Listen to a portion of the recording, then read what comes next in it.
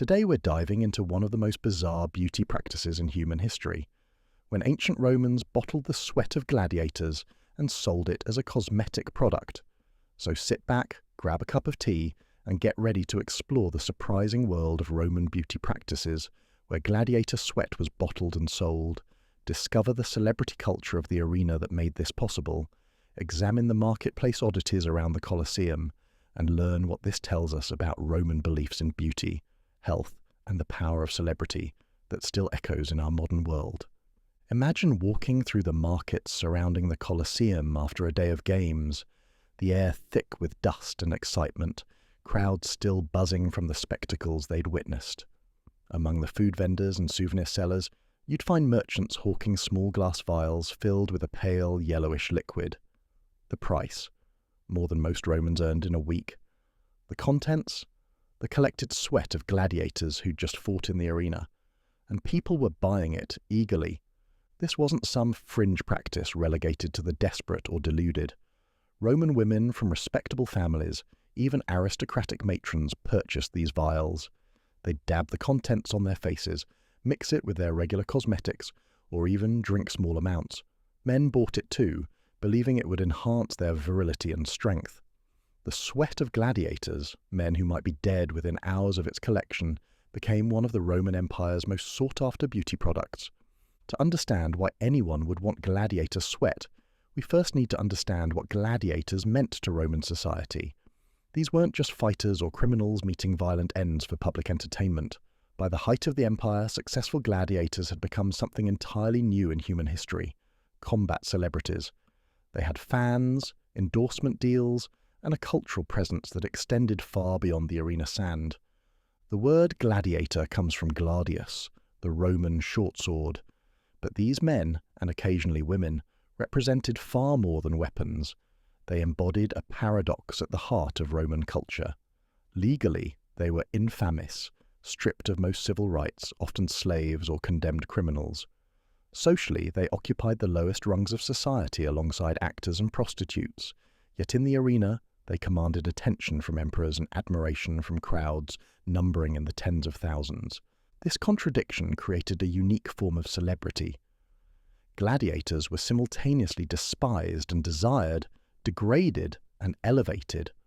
Roman law forbade respectable citizens from socializing with them, yet graffiti from Pompeii shows gladiators boasted of their romantic conquests. Celadus the Thracian makes the girls sigh, reads one inscription. Another declares, Cresses the net fighter holds the hearts of all the girls. These weren't just fighters, they were sex symbols. The physical presence of gladiators contributed to their mystique. In a world where most people survived on grain-based diets and hard labor, left bodies worn and bent, gladiators represented peak physical condition. They trained constantly in specialized schools called ludi, following regimens designed by the best trainers in the empire. Their diet, heavy in barley and beans, built the layer of subcutaneous fat that protected vital organs while creating the bulky, powerful physiques Romans associated with martial prowess. Medical professionals of the era, including the famous physician Galen, who got his start treating gladiators, marveled at their conditioning. Galen called them the most perfectly developed humans he'd encountered. Their bodies became teaching tools for understanding anatomy. But more than scientific specimens, they were living embodiments of power, violence and survival, qualities that Romans believed could be transferred through physical substances. This brings us to the medical theories that made gladiator sweat valuable. Roman medicine, inherited largely from Greek traditions, operated on the principle of humoral theory. The body contained 4 humors: blood, phlegm, yellow bile, and black bile, whose balance determined health and temperament. But beyond these basic humors, Romans believed in a vital force, a life essence that animated the body and could be strengthened or diminished. Sweat occupied a special place in this medical framework.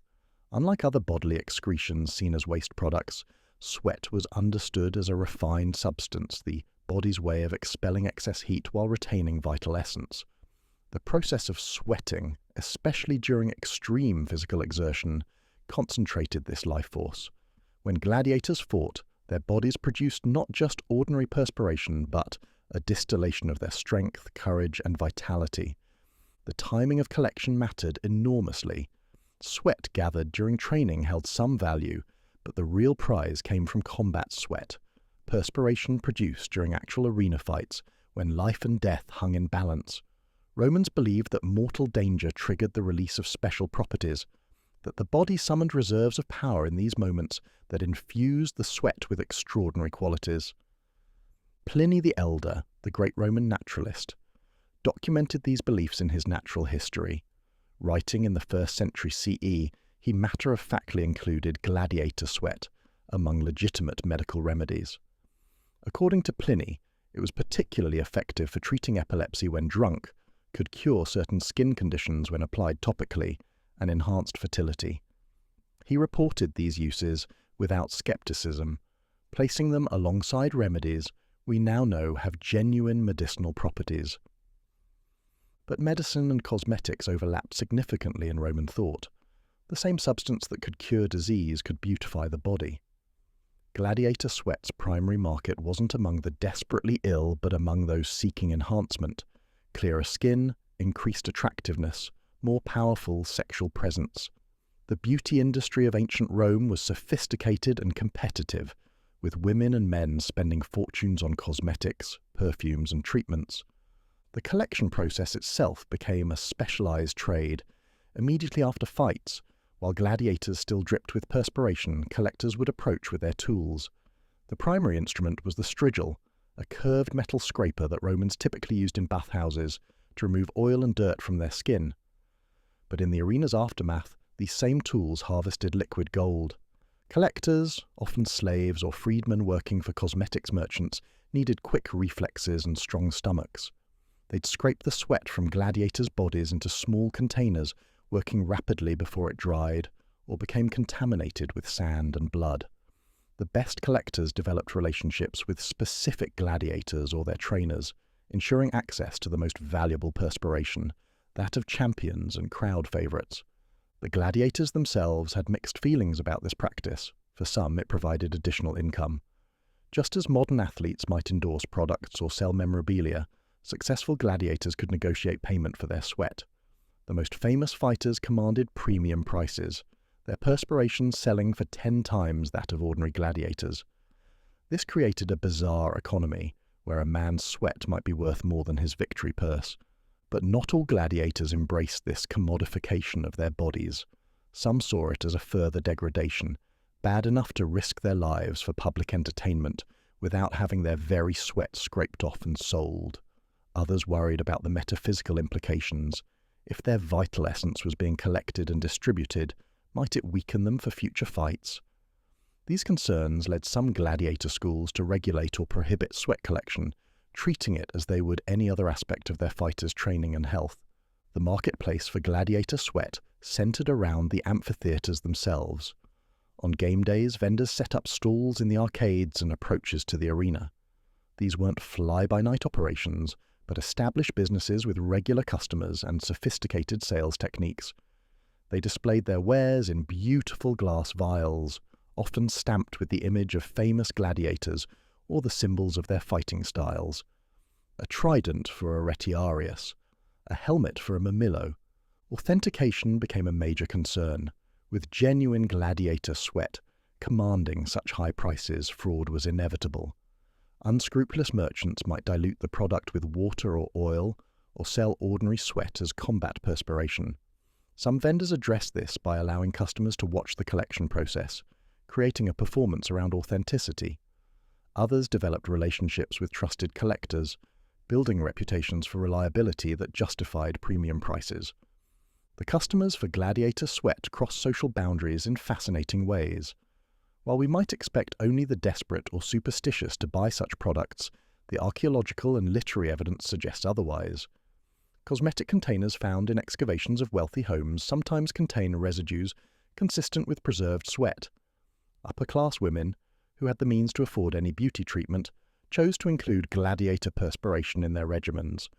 Why would sophisticated Romans embrace something so seemingly primitive?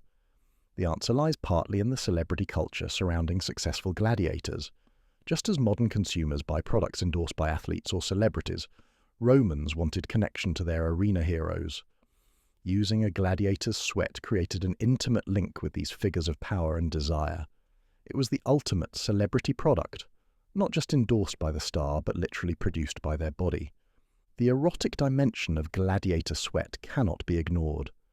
Roman sexuality was complex and often contradictory, but the appeal of gladiators transcended normal social boundaries. Respectable matrons, who would never publicly acknowledge attraction to these social inferiors, could privately anoint themselves with their essence. The sweat became a socially acceptable way to possess something of the forbidden, dangerous men who stirred such powerful reactions. Male customers had their own motivations.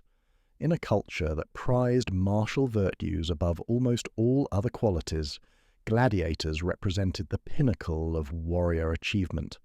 Their sweat promised to transfer some of that power. Men preparing for their own challenges, military campaigns, legal battles, political contests, might use gladiator sweat as a form of sympathetic magic, hoping to absorb courage and strength. The beauty standards of Rome help explain the appeal. Roman ideals emphasized clear, pale skin for women, a sign they didn't need to work outdoors. But this pallor needed to seem healthy, not sickly. Gladiator sweat allegedly provided a subtle glow, a hint of vitality that enhanced natural beauty without the obvious artificiality of heavy cosmetics. For men, the ideal combined strength with refinement. Gladiator sweat promised to enhance masculine presence without the vulgarity of excessive muscles or coarse features. The actual application methods varied according to purpose and preference. For facial beauty treatments, the sweat might be mixed with other ingredients: rose oil for scent, white lead for additional whitening effect, though we now know this was toxic, or various plant extracts. Some recipes have survived in medical and cosmetic texts, showing complex preparations where gladiator sweat formed just one component of elaborate compounds. For those seeking the aphrodisiac effects, consumption was preferred. Small amounts would be mixed with wine or honey to make it palatable. Some believed it most effective when drunk immediately after collection, while still warm with the gladiator's vital heat. Others preferred it aged, thinking that time concentrated its powers. The quantities were always small, a few drops at most, reflecting both its cost and the belief that such powerful substances needed careful dosing. Beyond individual use, gladiator sweat appeared in professional beauty treatments. High-end cosmetic shops and bathhouses offered treatments incorporating the substance. Wealthy Romans might enjoy massages with oils infused with gladiator perspiration, or facial treatments where it formed the key ingredient. These establishments commanded premium prices, creating a luxury market around what was essentially a waste product. The Roman cosmetics industry was remarkably sophisticated, and gladiator sweat was far from the strangest ingredient in common use. Crocodile dung, imported at great expense from Egypt, was believed to enhance complexion and remove wrinkles. Snail slime collected from specially farmed mollusks treated acne and scarring.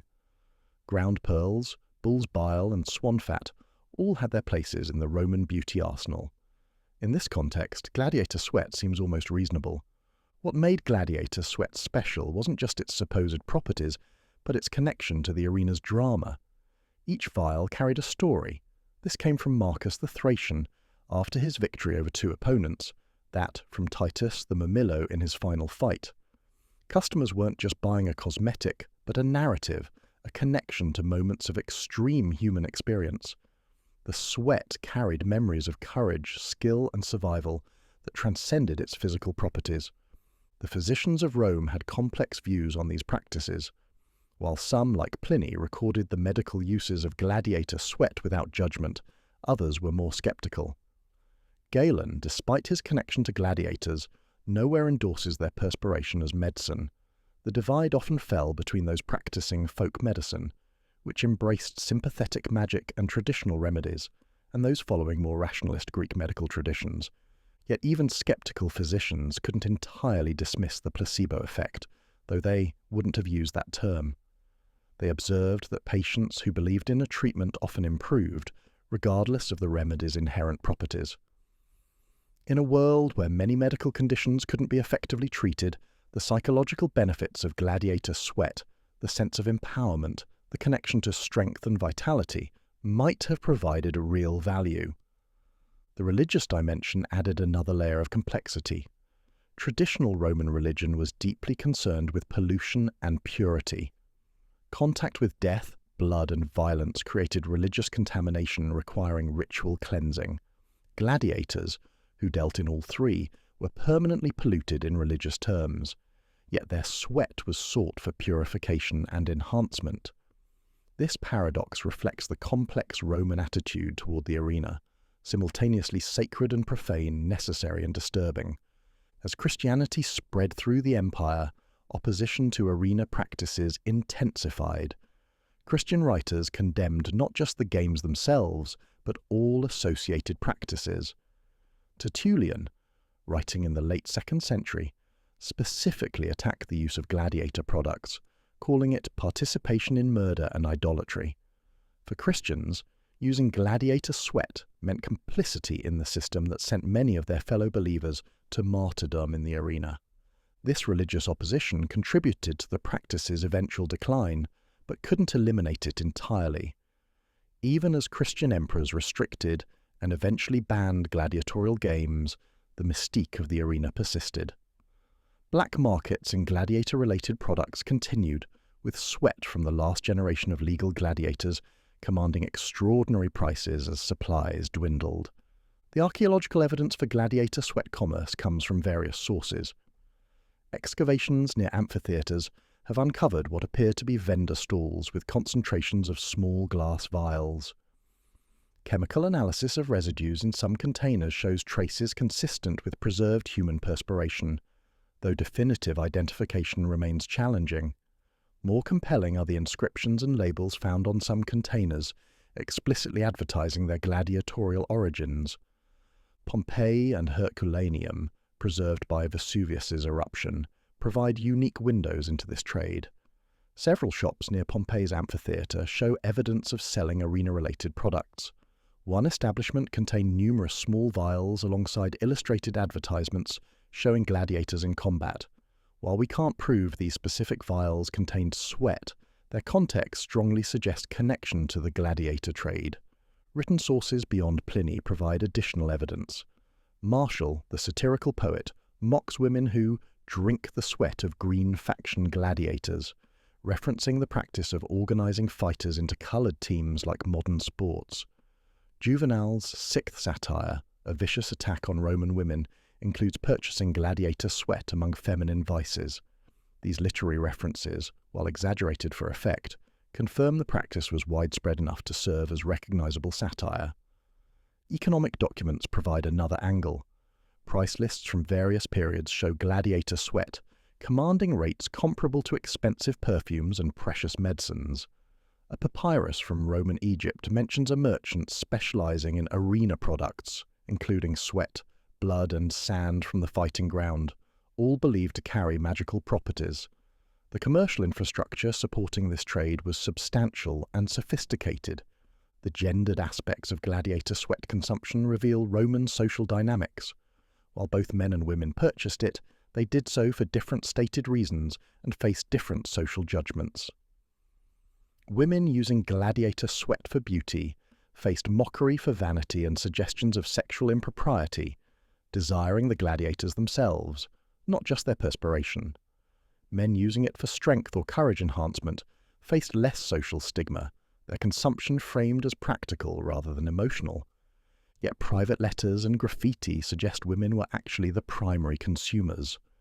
A letter from a Roman matron to her daughter, preserved in Egyptian dry conditions, recommends gladiator sweat mixed with rose oil for maintaining youthful skin. Another fragment discusses the best sources for authentic product, showing sophisticated consumer knowledge. Women created networks of information about gladiator products, sharing recipes and reliable vendors. The class dynamics were equally complex. While wealthy Romans could afford the highest quality gladiator sweat from champion fighters, poorer citizens had their own access. Lower-tier gladiators, novices, and training school students provided cheaper alternatives. Some vendors offered mixed sweat, combining perspiration from multiple fighters to create an affordable product. This democratization of gladiator essence meant that even modest Romans could participate in the phenomenon. The preparation and preservation of gladiator sweat required technical knowledge. Fresh perspiration would quickly degrade, developing unpleasant odors and potentially harmful bacteria. Vendors developed preservation methods using salt, alcohol, in the form of strong wine, and various plant extracts with antimicrobial properties. Some added perfumes not just for scent, but for their preservative qualities. The most expensive preparations claimed to maintain the sweat's vital properties for months or even years. Storage and packaging became part of the product's appeal. Beautiful glass vials, often tinted blue or green, protected the contents from light. Some containers featured elaborate stoppers sealed with wax, ensuring authenticity. The packaging itself became collectible. Empty vials from famous gladiators retained value as memorabilia. Wealthy collectors might display arrays of containers from different fighters, creating shrines to arena celebrity. The gladiators who provided this valuable commodity developed various attitudes toward the trade. Some embraced it as additional income and a form of fame.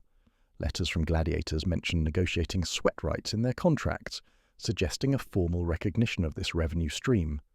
Successful fighters might have exclusive arrangements with particular vendors, early examples of celebrity endorsement deals. Others found the practice degrading or disturbing. A graffito from a gladiator barracks reads, "My sweat is not for sale," though whether this represents principled opposition or negotiating tactics remains unclear. Some gladiators believed that losing their sweat weakened them spiritually, if not physically, that their essence was being stolen for others' benefit. These concerns led some training schools to implement policies about sweat collection, balancing fighters' autonomy with commercial opportunities. The actual efficacy of gladiator sweat as a cosmetic or medicine was, of course, negligible by modern standards.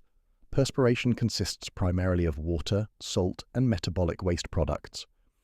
Any perceived benefits came from placebo effects, the actions of other ingredients in compound preparations, or coincidental improvements attributed to the treatment.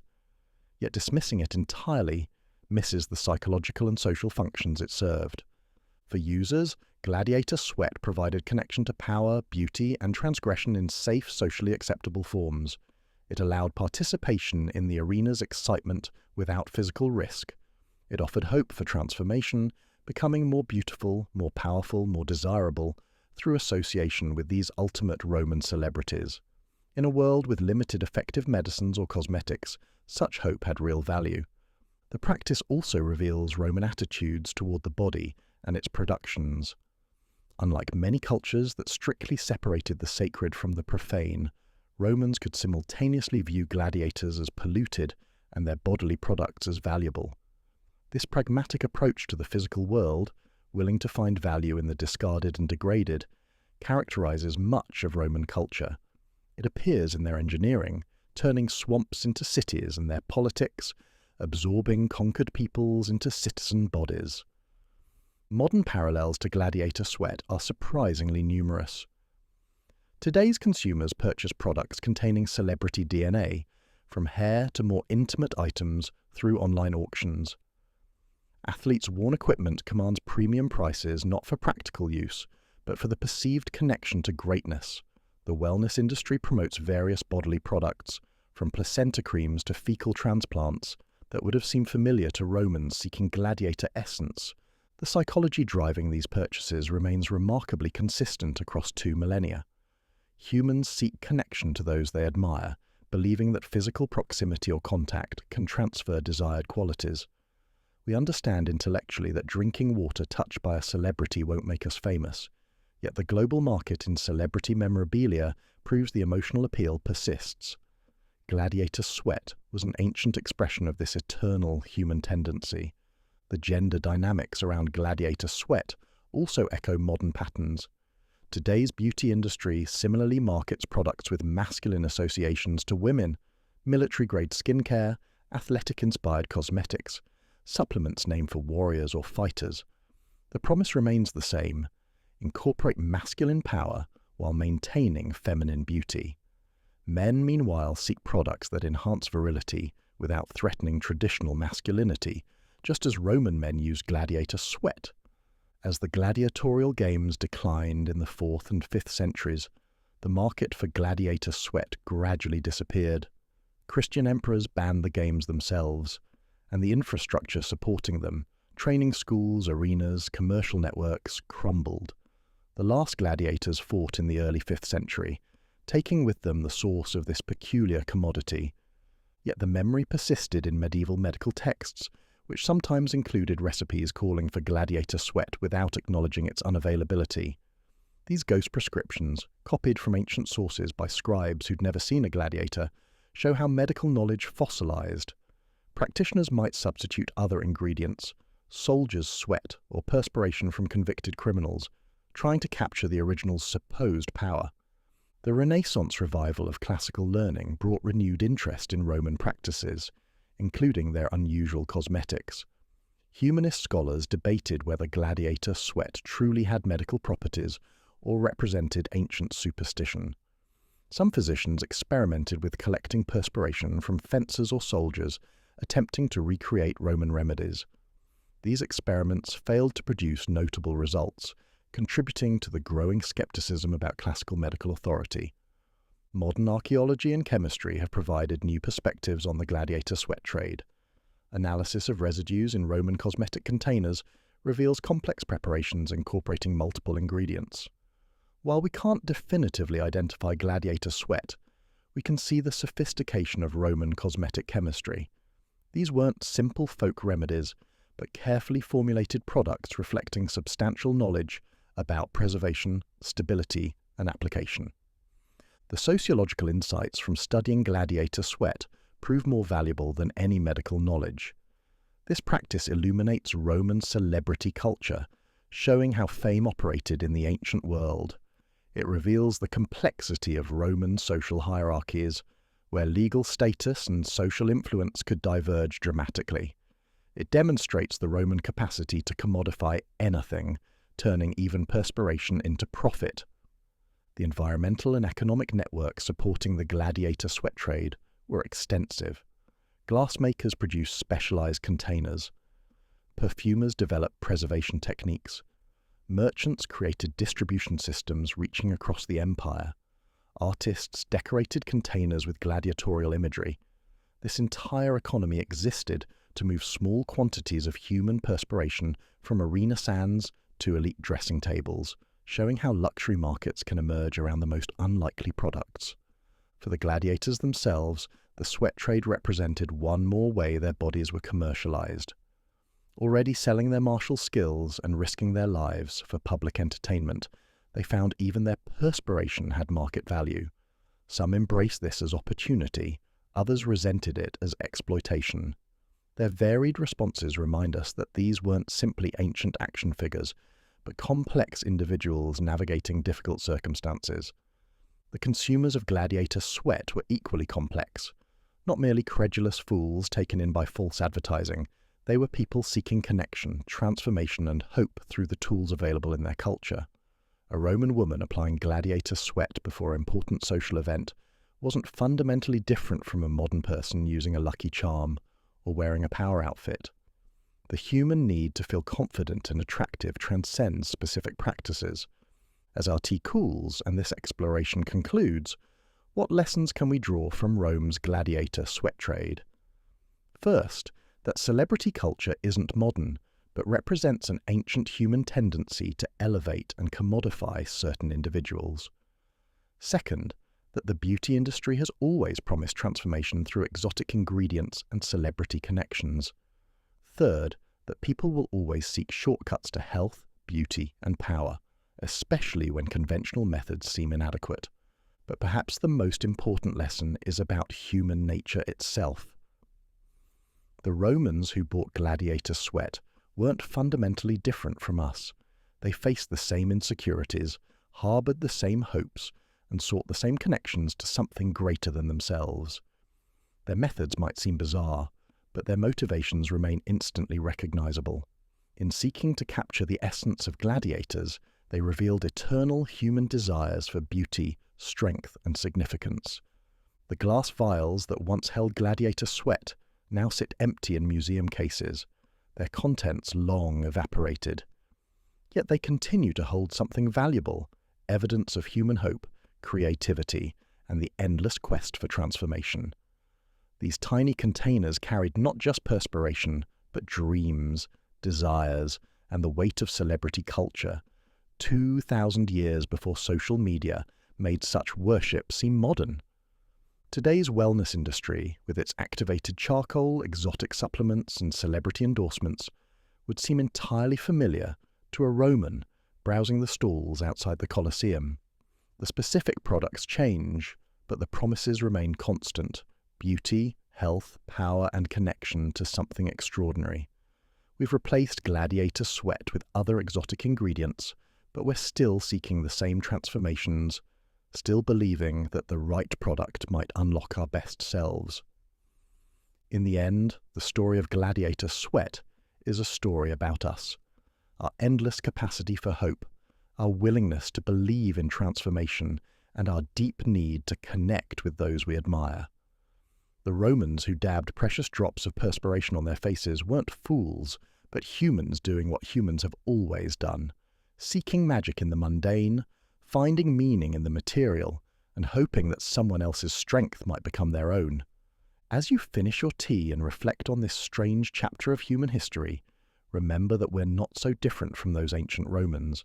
We still seek celebrity connections, still believe in transformative products, still hope that external applications might change internal realities.